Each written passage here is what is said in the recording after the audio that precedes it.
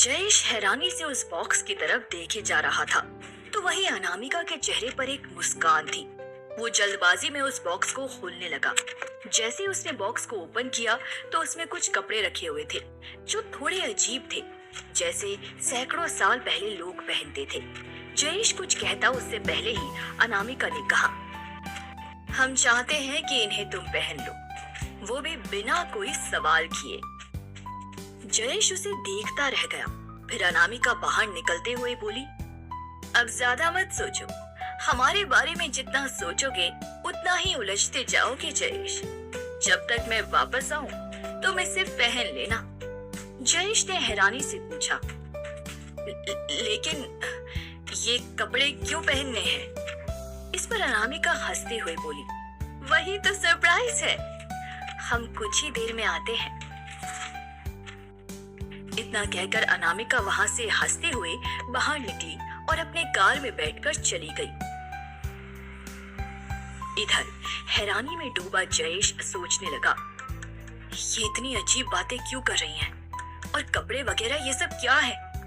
लेकिन ये जा कहाँ रही है? आज तो मैं इसके बारे में जानकर ही रहूंगा।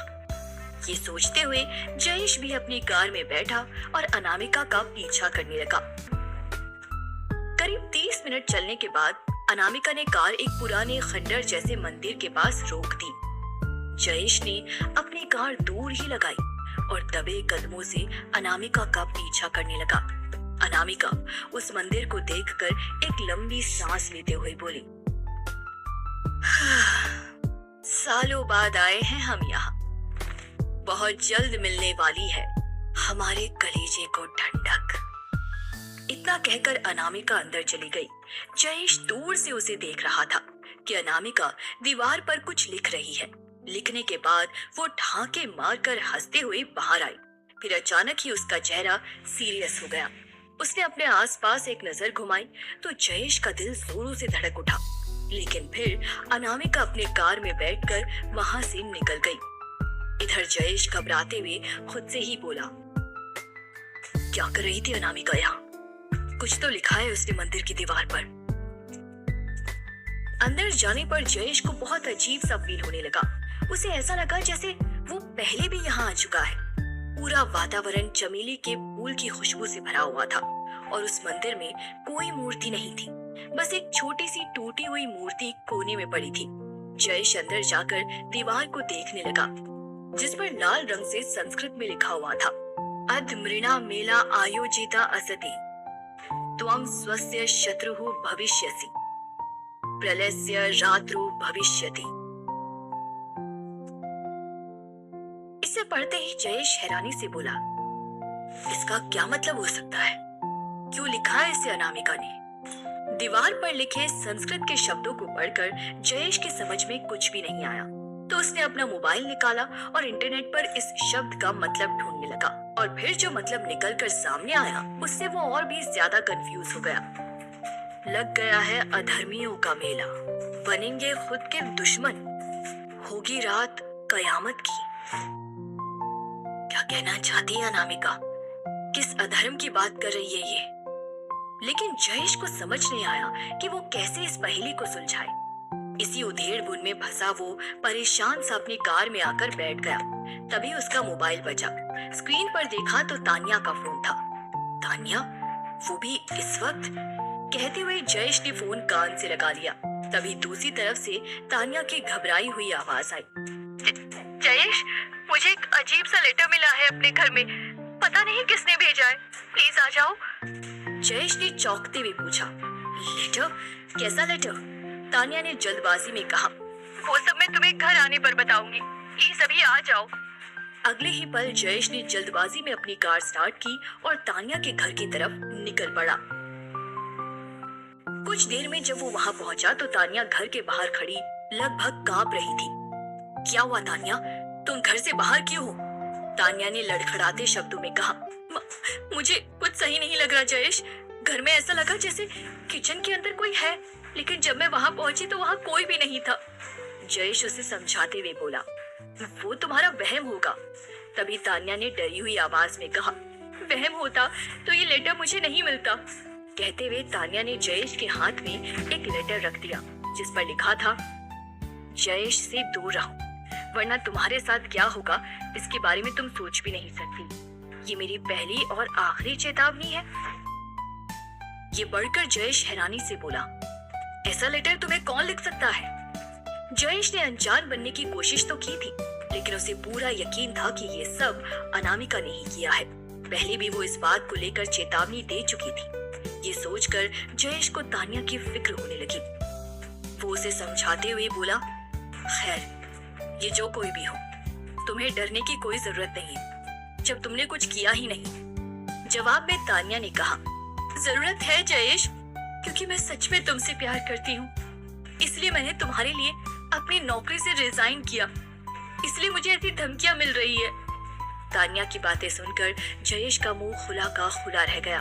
फिर तान्या ने आगे कहा, और मुझे समझ नहीं आ रहा कि अब तक तुम्हें ये बात क्यों नहीं समझ आई कि मैं तुमसे प्यार करती हूँ। जयेश अपना सर झुकाकर कुछ सोचने लगा। कहीं ना कहीं तो वो भी तान्या को पसंद करता था, लेकिन अनामिका के डर की वजह से वो उसे अपनी जिंदगी में शामिल नहीं कर सकता था। जयेश धीमी आवाज में बोला, चलो घर के अंदर चलकर बात करते हैं। जयेश उसे घर के अंदर ले गया, लेकिन अंदर जाते ही उसके नाक से चमेली की खुशबू टकराई। वो डरते हुए मन ही मन में बोला, अनामिका, ऐसी खुशबू तो तभी आती है जब वो आसपास हो। कहीं ऐसा तो नहीं कि वो यहाँ से आकर चली गई हो। जयेश को यकीन हो गया था कि अनामिका यहाँ आई थी, मगर तान्या को वो इस बारे में कुछ भी नहीं बता सकता था। तभी उसे तान्या का ख्याल आया, जिसने बातों ही बातों में उसे कह दिया था कि वो उससे प्यार करती है। वो तान्या की तरफ देखते हुए बोला, तान्या, सच तो ये है कि मैं भी कहीं ना कहीं तुम्हें पसंद करता हूँ, लेकिन मैं अभी इसके लिए रेडी नहीं हूँ। तुम्हें पता है कि अभी मेरा डाइवोर्स होने वाला है। ये सुनकर तान्या ने एक नजर जयेश को देखा, फिर कुछ सोचते हुए बोली, तो अपना टाइम ले लो जयेश, और जहाँ तक इस धमकी की बात है तो अब मैं किसी से भी नहीं डरती। बस तुम्हें मेरे साथ रहना होगा। वैसे उस दिन शोरूम के अंदर जो औरत आई थी जिसने रोहित को थप्पड़ भी मारा था, कौन थी वो?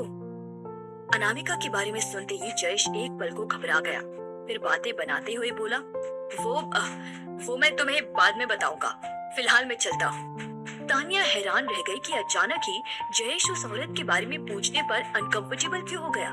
वो ऊंची आवाज में बोली, जयेश, क्या तुम मुझसे कुछ छिपा रहे हो? कौन थी वो औरत? लेकिन जयेश उसके सवाल का जवाब देने के बजाय बाहर निकला और कार में बैठकर वहां से निकल गया। इधर तान्या गुस्से में बोली, कोई तो राज है जयेश तुम्हारा उस औरत के साथ, जिसे तुम बताना नहीं चाहते, लेकिन मैं इसका पता लगाकर ही रहूंगी। इधर दूसरी तरफ जयेश कुछ देर में अपने घर पहुंचा तो अनामिका दरवाजे के बाहर खड़ी उसे घूर रही थी।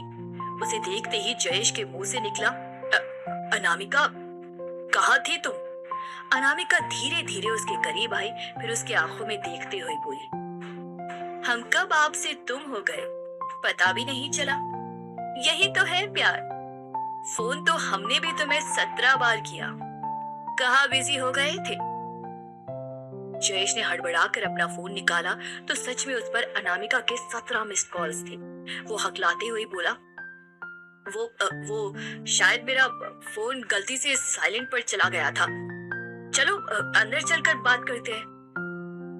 संगीता उसे देख ना ले, इस डर से जयेश अनामिका को कमरे में ले गया, लेकिन तभी इस पर अनामिका हंसने लगी, फिर कुछ सोचते हुए बोली, चलो सब कुछ ठीक कर देते हैं। वैसे हमने कहा था ना कि कपड़े पहनकर रेडी रहना, कहीं चलना है। जयेश कुछ याद करते हुए बोला, हाँ कहा तो था। जयेश को समझ नहीं आ रहा था कि अनामिका उसे कहाँ ले जाना चाहती है। फिर अनामिका ने उसका हाथ पकड़ा और अंदर ले जाते हुए बोली, अपने कमरे के अंदर चलो, बताते हैं।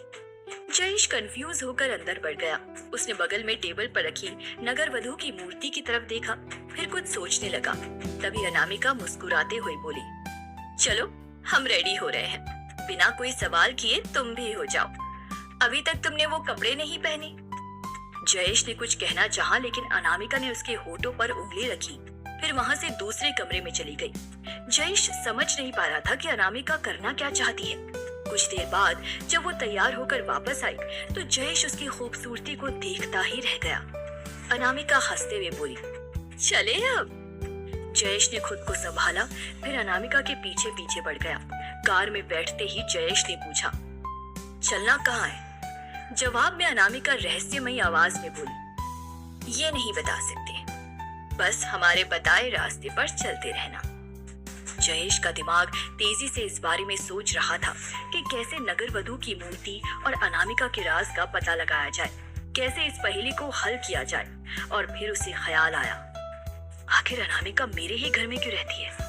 कभी मुझे अपने उस बंगले पर लेकर क्यों नहीं गई जहां वो सभी तस्वीरें हैं? ये ख्याल आते ही उसने अनामिका से कहा, आप अपना बंगला छोड़ चुकी हैं क्या? दोबारा कभी नहीं ले गई मुझे वहां? इस पर अनामिका ने चौंक कर उसकी तरफ देखा, फिर मुस्कुराते हुए बोली, वही तो सरप्राइज है। इसके बाद जयेश कुछ ना बोला। जो रास्ता अनामिका बताती गई, जयेश उस रास्ते पर बढ़ता गया। करीब 30 मिनट बाद एक जगह पर अनामिका ने कार रोकने को कहा।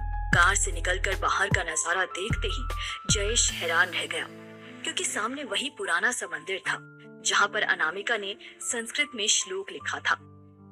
आखिर क्यों लाई है अनामिका जयेश को इस मंदिर में? क्या जयेश फंसने वाला है किसी नई मुसीबत में? क्या रहस्य है उस मंदिर का? जानने के लिए बने रहिए इस कहानी के साथ, सिर्फ और सिर्फ पॉकेट एफएम ऐप पर।